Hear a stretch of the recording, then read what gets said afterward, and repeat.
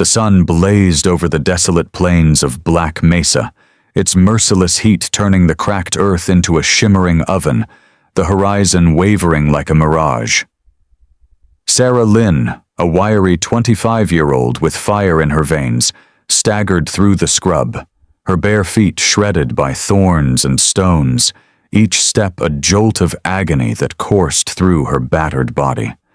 Her blouse, once a sturdy brown cotton from her brother's old wardrobe, hung in tatters, soaked with sweat and blood that streaked her arms and face.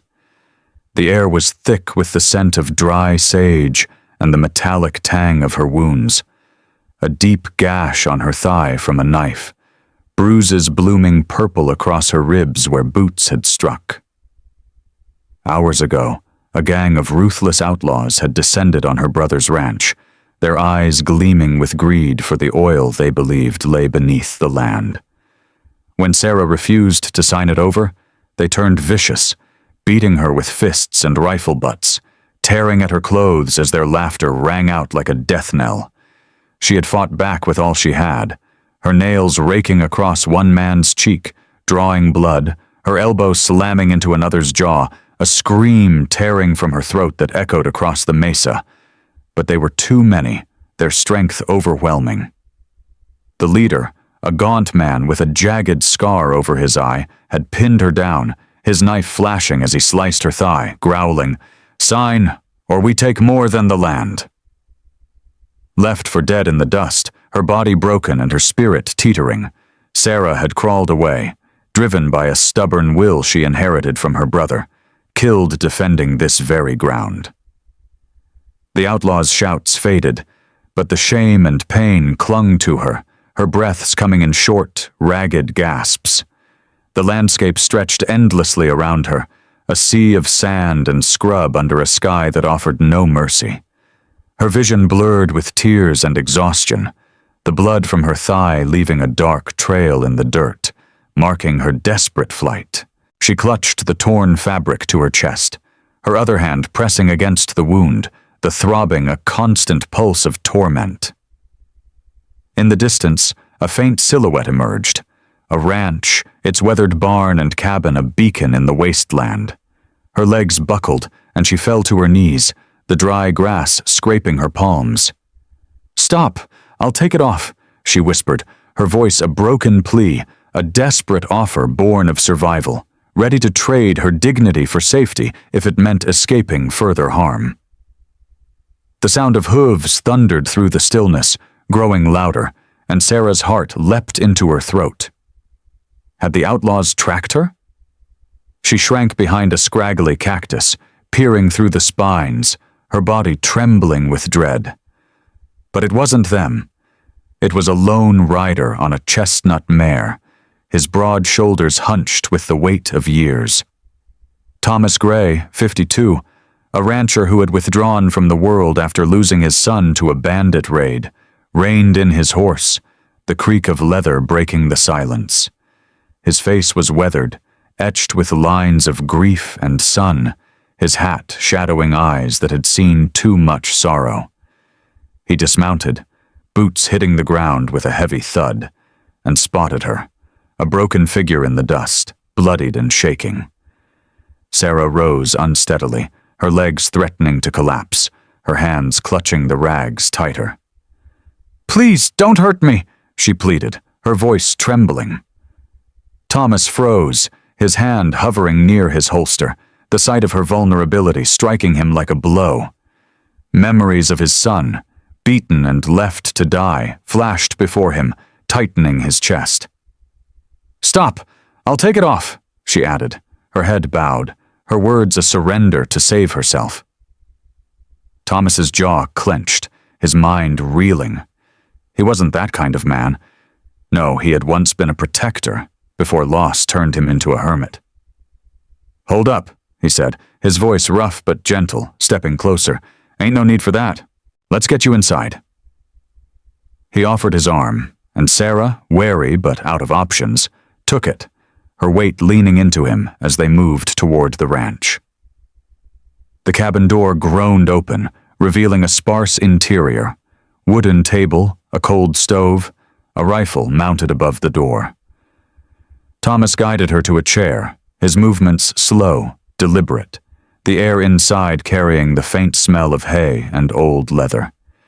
He fetched a tattered blanket, draping it over her shoulders, his hands steadying as she shivered. "What happened?" he asked, his tone low, guarded. Sarah's story poured out, her brother's land, the outlaws' greed, her fight, her voice breaking with each word. Thomas listened, his face hardening, the past and present colliding in his mind. Outside, the wind picked up, carrying the threat of more trouble. He knew this peace wouldn't last. If you've made it this far into the tale, take a sip of your tea or coffee, lean back, and tell me in the comments, where are you watching from, and what time is it right now? Hit that subscribe button so you don't miss what happens next, because this desert night is just beginning, and it helps keep these Wild West stories alive. The cabin door groaned shut behind Thomas, the sound of faint protest against the stillness as he guided Sarah to a weathered chair by the unlit stove. The room was cloaked in dimness, the only light seeping from a cracked lantern on the table, its weak glow casting long, wavering shadows across the rough-hewn walls. The air inside was thick with the musty scent of old leather and the faint tang of rust, a stark contrast to the brutality Sarah had escaped. She sank into the chair, her body trembling from exhaustion, the tattered blanket slipping to reveal the blood-streaked gash on her thigh. Her breaths came in shallow, uneven gasps, each one a reminder of the beating that had left her ribs bruised and her spirit fraying. Thomas stood a few paces away, his broad frame tense, his weathered face etched with lines of concern and a buried ache he hadn't confronted in years. He moved to the stove, striking a match with a sharp snap, the flame flaring briefly before settling into a steady burn as he coaxed the kindling to life.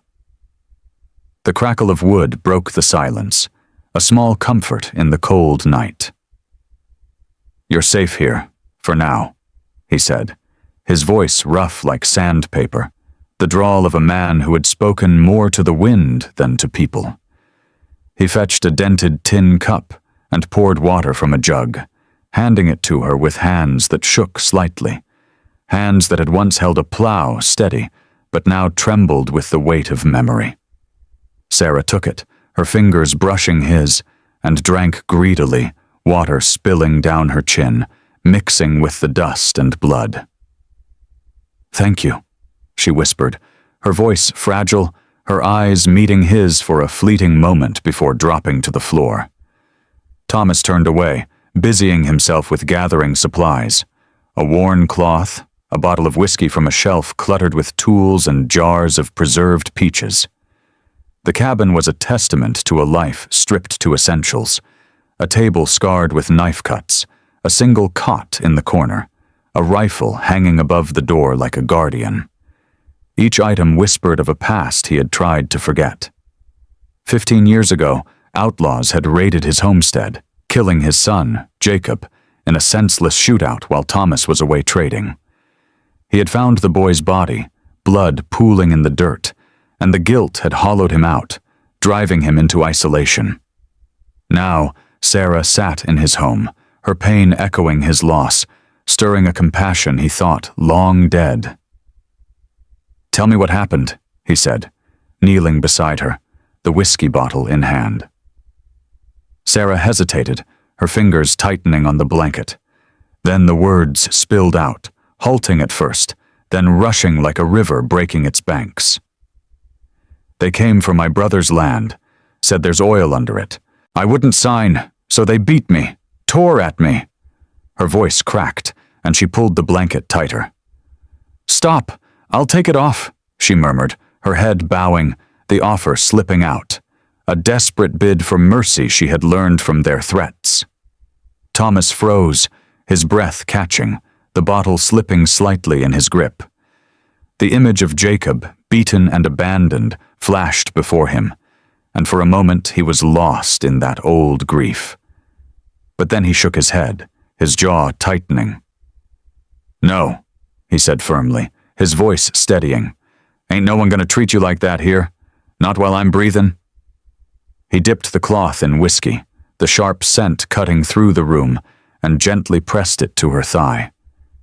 Sarah winced, a soft cry escaping her lips, her body tensing. "Easy. It hurts," she whispered. Thomas nodded, his touch careful. "I know. I'm almost done. Just cleaning it." The wound was deep, the skin red and inflamed, but he worked methodically, wrapping it with a strip of fabric torn from an old shirt. Her trust in him grew with each gentle movement, a fragile thread in the darkness. Outside, the wind howled, rattling the shutters, a harbinger of the danger that might follow. Thomas stood, checking the rifle above the door, his mind racing. The outlaws wouldn't stop. They'd track her blood, her trail. He glanced at Sarah, now leaning back, her eyes half closed, exhaustion claiming her. "Rest," he said. "I'll keep watch." She nodded weakly, the blanket pulled close, her breathing slowing. Thomas sat by the window, the lantern light flickering, his hand resting on the rifle. The night held its breath, and with it, the promise of a fight he couldn't avoid. The past had found him again, but this time, he wouldn't turn away. If this tale's got you hooked, take a sip of your coffee or tea, lean back, and tell me in the comments, where are you watching from, and what time is it right now? Hit that subscribe button so you don't miss what happens next, because the shadows are closing in, and it helps keep these Wild West stories alive. The fire crackled faintly in the hearth, its dying embers casting a weak, flickering glow across the cabin walls, the only light piercing the thick darkness of the night. Thomas sat by the window, his rifle balanced across his knees, the cold steel a grounding weight against his calloused hands. The wind outside moaned through the cracks, rattling the shutters with an ominous rhythm, carrying the faint scent of dust and the promise of danger. Sarah lay on the bench, her breathing shallow and uneven, the blanket pulled tight around her as the fever tightened its grip. The bandage on her thigh was stained with fresh blood and pus, the wound festering despite his care, the air heavy with the sour stench of infection. He had done his best, cleaned it with whiskey, wrapped it with a steady hand, but the frontier offered no mercy, and her strength was slipping away. His mind wandered, dragged back to a night he had buried deep. 15 years ago, outlaws had stormed his ranch under a moonless sky, their guns roaring like thunder. He had been in town, bartering for seed, leaving Jacob, his only son, to tend the livestock. When he returned, the barn was ablaze, the air thick with smoke and the coppery reek of blood. Jacob lay lifeless near the corral, his body battered, his eyes staring blankly at the stars. The guilt had eaten at Thomas ever since, a relentless fire that turned him into a recluse, vowing never to let another soul depend on him. Now, Sarah's presence, her pain, her resilience, had breached those walls, stirring ghosts he thought he'd silenced. Sarah stirred, her eyes fluttering open, clouded with fever. "Water," she rasped, her voice a fragile thread. Thomas rose, his joints protesting, and poured from the jug, holding the cup to her lips. She drank slowly, water dribbling down her chin, mingling with sweat and blood, her trembling hand brushing his. "Thank you," she murmured, her gaze locking with his for a moment, a flicker of gratitude cutting through the haze. "They'll come back, for the oil. My brother hid it, but they won't stop." Thomas's jaw clenched, his fists tightening. He knew those men, greedy, merciless, the same breed that had taken his son. "They won't lay a hand on you," he said, his voice low, a vow etched in steel. He stood, pacing the small room, boots thudding on the worn floorboards. The cabin was a stark refuge, a table scarred with use, shelves stocked with canned goods, the rifle a silent guardian. Outside, the wind carried a new sound, distant hoofbeats growing louder with each passing second. Thomas peered through the window, his breath fogging the glass. Shadows loomed on the horizon, 3 riders cutting through the night, their figures menacing against the starless sky. "They're coming," he muttered, grabbing the rifle, the metallic click of the chamber echoing in the stillness. Sarah struggled to rise, her face paling. "I can help. I know the land," she said, her voice weak but resolute. Thomas shook his head. "Stay put. This is my burden now." As the riders drew closer, their voices pierced the wind. Harsh laughter, threats about the oil. The leader, a gaunt man with a scar over his eye, dismounted first, his boots crunching the dirt. "We know she's in there, Gray," he shouted, his voice dripping with menace. "Hand her over or we'll torch this dump." His companions flanked him, guns gleaming in the faint light, their shadows stretching long and threatening. Thomas's grip on the rifle tightened, the past and present colliding. The image of Jacob's broken body fueled his resolve, but Sarah's trust steadied him. He glanced at her, her eyes wide with fear yet burning with defiance. "Hold on," he said softly. "I'll deal with this." She nodded, clutching the blanket, her pain a silent plea. Thomas moved to the door, the weight of his choice settling on his shoulders. The fight was imminent, offering a chance to reclaim his honor, or lose it all once more. "So, tell me something, partner. If you were Thomas, would you face those riders or send Sarah out to save yourself? Take a sip of your coffee, or maybe that evening tea.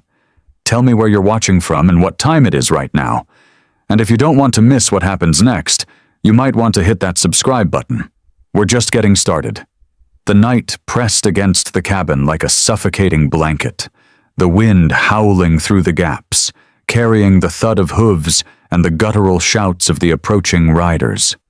Thomas stood at the door, his rifle gripped tight, the stock pressing into his palm, his breath steady despite the storm raging outside. The lantern inside flickered wildly, casting erratic shadows across the room, illuminating Sarah's pale face as she struggled to prop herself up on the bench. Her fever had spiked, sweat beading on her brow, the bandage on her thigh soaked with blood and pus, the infection a silent threat. "Stay down," Thomas barked, his voice rough with urgency, glancing back at her. Her eyes, wide with a mix of fear and resolve, locked onto his. "I can't just hide," she whispered, her hand reaching for the pistol he had left within reach. "They'll kill you if I don't fight." Thomas shook his head, his jaw set like stone. "You're in no condition. This is my stand." But her defiance mirrored a strength he had buried, an echo of the man he once was. The riders were nearly upon them, their silhouettes sharp against the faint moonlight. 3 men, led by the scar-eyed leader, their horses snorting as they reined in just beyond the rickety fence. The leader dismounted, his boots kicking up dust, a revolver glinting in his hand. "Last call, Gray," he roared, his voice slicing through the wind. "Hand her over, or we'll burn this hovel to the ground." His companions sneered, their guns drawn, the air thick with the stench of gunpowder and threat. Thomas stepped onto the porch, the rifle raised, his heart pounding with a fusion of dread and rage. The past surged forth, Jacob's lifeless form, the outlaw's laughter, igniting a fury he had suppressed for years. "You ain't taking her," he shouted, his drawl thick with defiance. The leader smirked, firing a shot that splintered the porch post, the crack reverberating like a war drum. Thomas ducked behind a rain barrel, returning fire, the rifle's kick jarring his shoulder. The bullet grazed the leader's arm, drawing a snarl as he staggered back. The other 2 charged, guns blazing, bullets thudding into the wood, kicking up dirt and shards. Thomas rolled, firing again, hitting one in the shoulder, the man collapsing with a cry. Inside, Sarah ignored the fire in her thigh, gripping the pistol with shaking hands.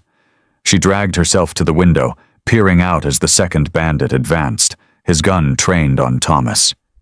"No!" she cried, her voice raw, and squeezed the trigger. The shot went wide, but it distracted the man long enough for Thomas to take him down, a precise shot to the chest, dropping him into the dust. The leader, furious, drew a second revolver, firing wildly, a bullet grazing Thomas's side, blood seeping through his shirt. He grunted, dropping to one knee, but kept shooting, his aim steady. The leader stumbled, clutching his chest, then mounted his horse and fled, cursing into the darkness, leaving his fallen men behind. Thomas limped back inside, his side throbbing, blood staining the floorboards. Sarah rushed to him, her own wound reopening, blood trickling down her leg. "You're hurt," she gasped, her hands trembling as she tried to support him to the bench. "Easy. Please, it hurts," she murmured, her voice breaking. Thomas winced, easing himself beside her. "I'm almost done. Just gotta patch us up," he said, his tone soft despite the pain. He grabbed the whiskey and rags, tending to her thigh first, then his side, the alcohol burning as it cleansed the wounds. The cabin grew quiet, the fight's echoes fading, replaced by the soft hiss of the fire. They sat together, the lantern light dancing over their battered forms, a fragile peace settling in. Sarah's hand rested on his, a silent thank you, her trust in him deepening.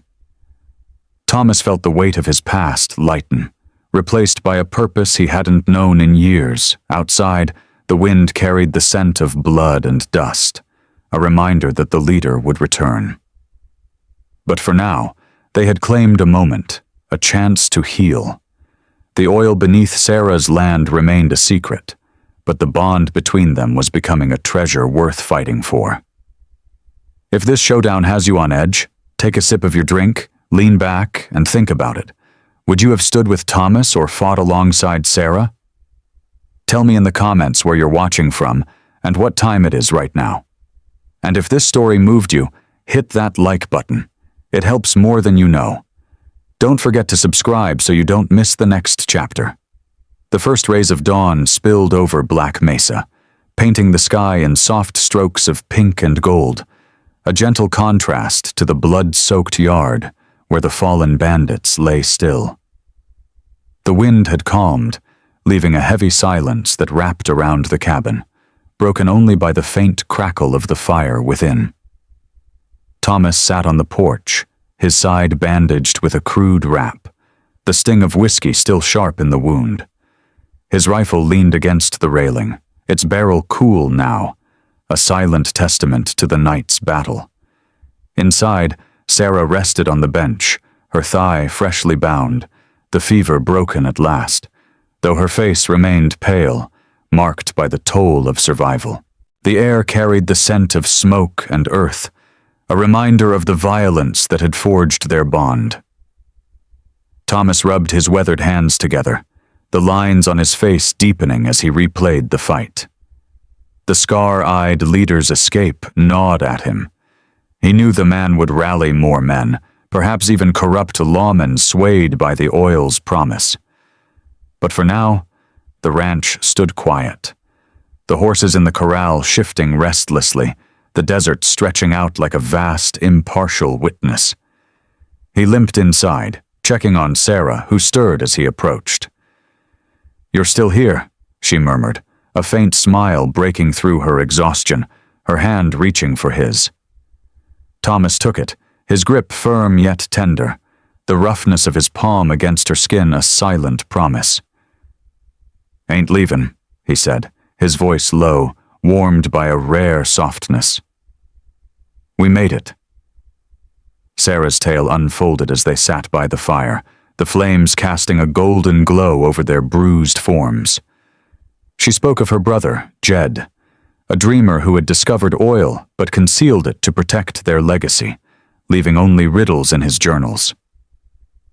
"They think I know where it is," she said, her voice trembling. "But I don't. I just want the land back." Thomas listened, his own past surfacing, how he had failed to save Jacob, how oil had lured killers before. "Might be cursed," he muttered, but his eyes held a new resolve, a will to shield Sarah from that fate. "We'll find it together," he said, "or bury it deep." Her hand squeezed his, a pact sealed in their shared struggle, their trust blossoming into something stronger. Weeks passed. The leader returned with a posse, but Thomas and Sarah were prepared. With aid from a few townsfolk who rallied to her cause, they ambushed the attackers, turning the tide. The oil's location remained a mystery, but the land was secured, the gang's influence shattered in a swift trial. Sarah healed, her scars fading, her laughter returning as she worked alongside Thomas, mending fences and tending the herd. He rebuilt the barn, his hands steady for the first time in years, her presence a balm to his grief. Their hands brushed often, eyes meeting with a quiet understanding, love growing slow and steady like a desert bloom. The ranch pulsed with life again, where silence once ruled. The townsfolk still tell the tale, the wounded girl who crawled through the night, the old rancher who faced the storm. And each time, they end with a lesson. Sometimes the pain that nearly breaks us is the fire that forges us anew. Maybe that's true for you too. What wound have you carried that's shaped you into who you are today? If that thought sticks with you, this story's done its job. Before you go, let me speak from the heart. I'm truly grateful for every one of you who watches these tales, leaving kind words I cherish. I see some of you up late, past midnight even, and it worries me a bit. Please take care. These stories are meant to comfort, not steal your rest. If it's late where you are, say past 2 a.m. on this October 7th, 2025, close your eyes soon. The West will wait. I don't always reply, and I apologize. My years catch up, and editing these videos tires me more than I'd like. That's why I value my health now, and yours too. Thank you for keeping these Wild West stories alive. Tell me, where are you listening from tonight?